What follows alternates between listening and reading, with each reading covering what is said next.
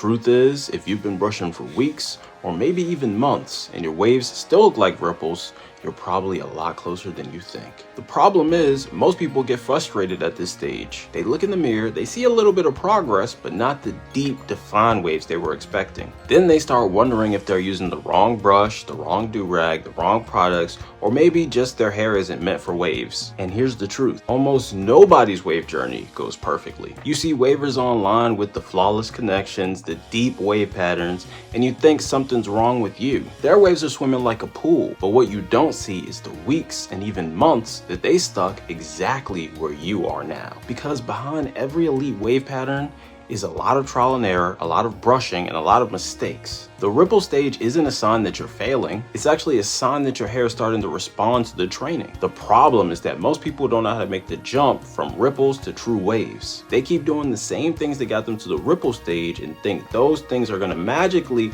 help them produce deeper waves. It doesn't work that way. To get from ripples to waves, you have to make adjustments. You have to brush differently, compress differently, and in some cases even think differently about your whole routine. So in today's video, I'm going to be talking about why you're still stuck in the ripple phase and how to fix it. Ladies and gentlemen, boys and girls, what's up? It's your host with the most entertaining people like you from coast to coast, Wave Man Mike, and today I'm going to be teaching you how to break out of the ripple phase. Let's get into it. First, you need to understand what ripples actually are. A lot of people think ripples are the problem. They're not. Ripples are actually evidence. Think about it like building a house. Before you see walls, windows, and a roof, you need a foundation. Ripples are that foundation. The problem isn't that you have ripples. The problem is that you've stopped progressing past them. And when that happens, it's usually due to a handful of things holding you back. Let's start with the biggest one. You're not applying enough pressure. Now, before somebody hears that and starts attacking their scalp, that's not what I'm saying. A lot of wavers get comfortable using the same brush throughout the routine. If you've been using only a soft brush since the beginning of your routine, it gets to a point. As your hair grows, the bristles need to reach deeper. They have to influence the roots of your hair, not just the surface. That's why so many people break through the ripple phase after they switch to a medium or medium hard brush. The goal isn't more force. The goal is more penetration through the hair. Because if your brush is only touching the top layer, the deeper levels aren't receiving the attention they need. And if those deeper layers aren't being trained, those ripples remain shallow. Now here's something else a lot of people never consider. Your brushing angles matter more than you think. Most beginners focus on how long they're brushing. Experienced wavers focus on how they're brushing. One technique that's helped a lot of people deepen their waves is vertical brushing. Instead of holding the brush horizontally, hold it vertically so you can work on smaller sections of hair. This is going to help you organize your hair because the area is much narrower. Sometimes the difference between ripples and waves isn't more brushing, it's more precise brushing. And that brings me to another mistake. A lot of people are just brushing for time. Very few brush for purpose. You can brush for an hour and still make less progress than somebody who brushed for only 30 minutes. Every stroke should have intention behind it. Every stroke should be reinforcing your pattern. Every stroke should be telling your hair exactly where it needs to go. Remember what I said earlier. Behind every elite wave pattern is a lot of brushing, but it isn't random brushing. It's intentional brushing. That's a huge difference. Now let's talk about something that gets overlooked all the time, the flexibility of your hair. Because if your hair is dry and stiff, it's gonna fight against the training process. Think about it like this. You have two tree branches. One is dry and stiff, the other is fresh and green. The fresh and green one will bend, but the dry and stiff one, it's gonna snap. Your hair behaves the same way. This is why a lot of wavers swear by the hot towel method. Before a major brush session, place a damp, warm towel over your waves. Just keep it on for a few minutes. The heat and the moisture from the towel are gonna help to soften your hair. That's gonna make it much more flexible and easier to train. And when the hair becomes more pliable, every brush stroke that you do becomes more effective.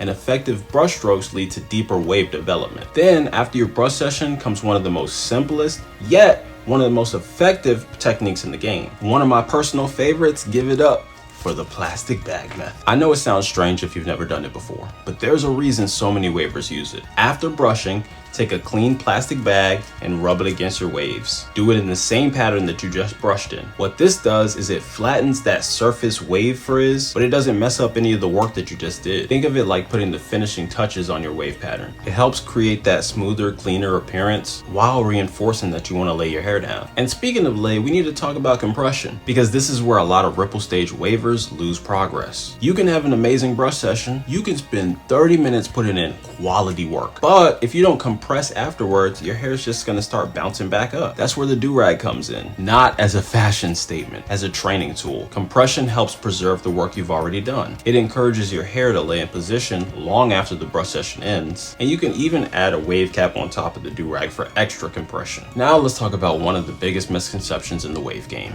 products. Because every day somebody asks me, what product is gonna give them waves? And the answer surprises a lot of people. No product can create waves. Only training creates waves. Products support the process. They can improve moisture, they can improve manageability, but they cannot replace the brushing and compression. In fact, one of the reasons a lot of people stay in the ripple phase is because they rely too much on the products and not enough on brushing. I guess they think adding products is just gonna magically force their hair to wave up. What usually happens is the hair just becomes heavy, greasy, and harder to manage. Instead of focusing on piling on products, focus on maintaining healthy and moisturized waves. Healthy hair responds better to training. Healthy hair stretches more easily. Healthy hair develops more efficiently. And that's what we're really after. Not temporary shine, not temporary appearance, actual progress. Now here's the part a lot of people aren't gonna wanna hear. Go ahead and cover your ears.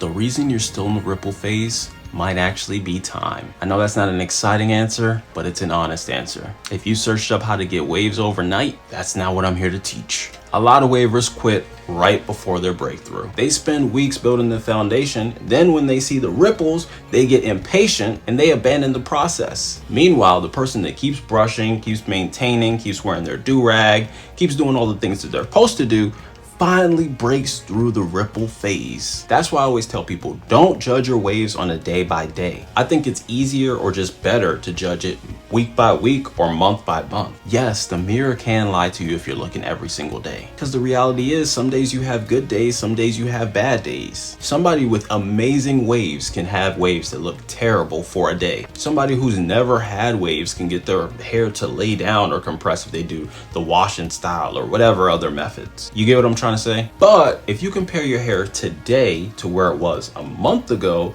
you're often gonna find that you had more progress than you thought. Because here's the truth. Every elite waver you've ever admired has spent time in the ripple phase. Every single one. Every single one. The difference is they didn't stop there. They treated those ripples as a stepping stone, not their destination. And if you focus on proper brushing, proper compression, proper moisture, I don't see any reason why your waves can't continue to develop. So before you leave the video, I want to ask you a question. What's the biggest thing holding your waves back now? Is it frizz, lack of depth, poor compression, not enough brushing? Drop it below. If this video helped you in any way, make sure you go press the like button right now. If they ask you who I am, I'm Waveman Mike, so subscribe, drop a comment, and don't forget to like. Enjoy your day.